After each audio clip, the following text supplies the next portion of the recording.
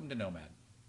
Let's take a look at how we can use Nomad to manage a large number of live video streams and how we can then use the collaboration capabilities with our partners. Let's start with using some example video content from Caltrans. With hundreds or even thousands of video feeds, unique challenges can present themselves. Let's walk through a few different use cases to see how Nomad can help. At the most basic level, managing video streams is as easy as setting up the stream within the Nomad admin and then connecting the encoder that's connected to the camera. Once that's done, then our live streams will be available to be presented. For example, it's as simple as clicking the plus button, giving the channel a new name, and a few options such as is it a secure content output? Am I going to archive the output so I can see it later? And also, do I want to enable things like live clipping and security? Now, once I've set up the channel, and you can actually see a number of them have all been set up here in our administration, that's it. It's as simple now as selecting a channel, and I now at the bottom right-hand side have things like my RTMP address for ingest if you're familiar with some of the settings.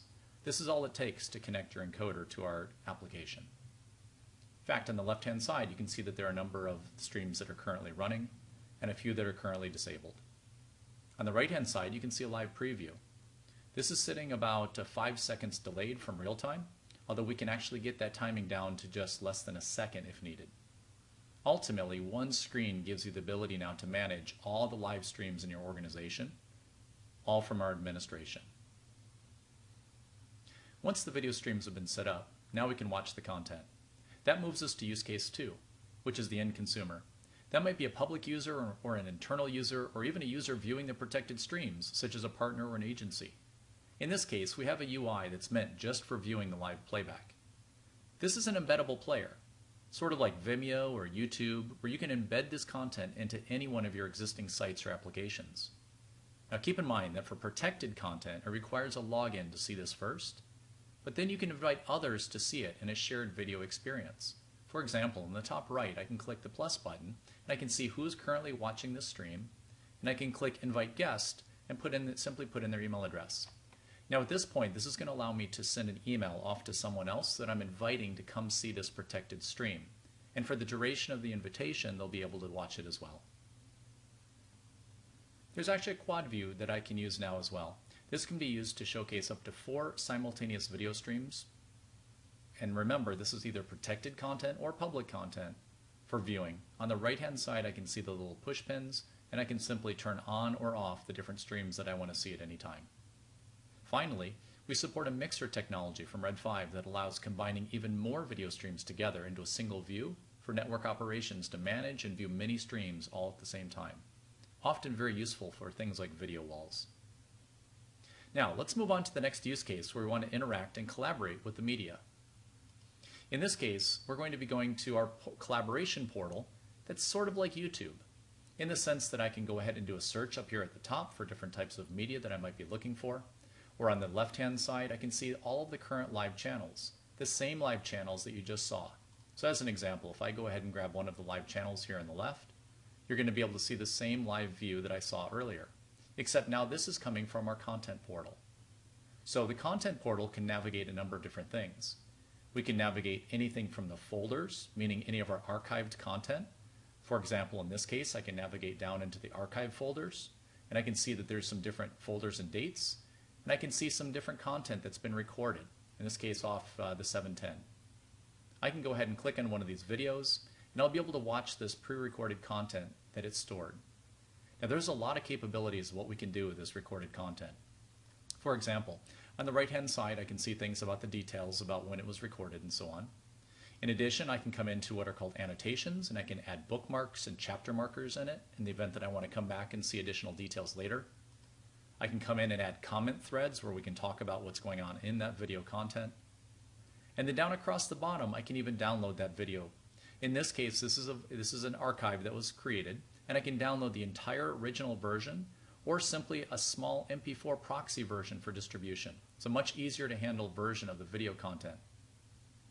If the video is a long piece of content that's been recorded, I can use the clipping feature, where much like YouTube, I can come in and I can use the little slider buttons to decide I only want to record, or I only want to trim a little bit of content, in this case only 5 seconds of video content, when I click the clip button, I give it a new title, I pick the output folder, and now I've created my own custom version of a clipped video that I can now distribute and share or even download.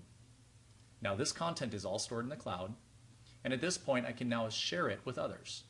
So for example, I can now use the share feature, where I can share with other Nomad users who get all this functionality if they have a Nomad account, or I can share with anyone.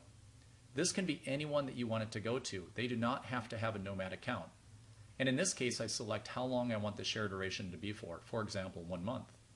And I can choose if I want to allow them to download the content or not.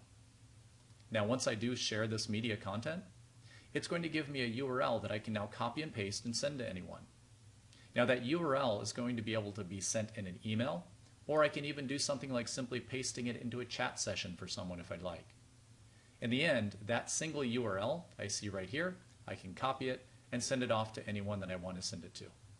In fact, there's a helper here to be able to automatically email it to others. Now, when I come back to the video content, the last thing that we'll talk through is the idea of a collection. I can actually add content to my own personal collection. So this way, as I'm searching through the catalog of media, I have the ability to group this media in the event that I'm working on a project or a case or an investigation. I can put it all together and have it all grouped. This collection can then be shared with others, so others can gain the benefit of me aggregating it all together. And then finally, if I go back to the details, I can add tags on the bottom right, and all of this then becomes searchable. For example, we see that this tag is connected with NASA. I think that the Endeavour was moving down the freeway that day, and I can come back to search, and I can say I'd like to search the entire system for the tag called NASA. And there's that same video that we just saw. So this allows us to have very quick and easy ways of being able to tag, catalog, and search all of the content. Finally, the last area I'll take you through is the idea of redaction. We also support the ability to do redaction on faces and license plates. So for example, we support a number of different providers, and if I come in to look at the content, I have the ability to preview the video, but it's going to be tough to see, but what you can't see is the license plates have been blurred out and faces have also been blurred. So the key is that we support that redaction at the internal level. So you can simply turn it on or turn it off at a folder level or based upon specific content rules.